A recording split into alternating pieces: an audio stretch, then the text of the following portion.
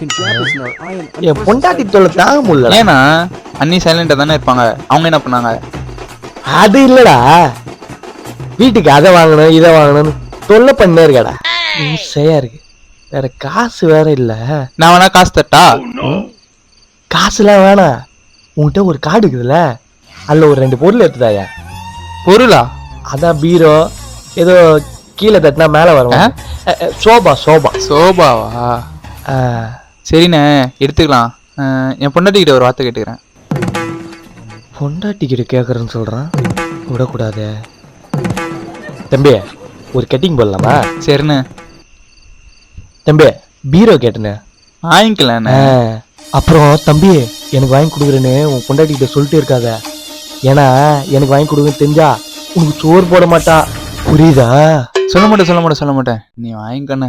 அண்ணன் சொல்றத நல்லா ஞாபகம் வச்சுக்கோ, சரியா? சரிண்ணே. ஏங்க, அதான் உங்க தம்பி இருக்காருல, அவர் வாங்கி கொடுப்பாரு. நீங்க போயிட்டு அவர்கிட்ட ஒரு நடிப்பு நடிங்க, சரியா?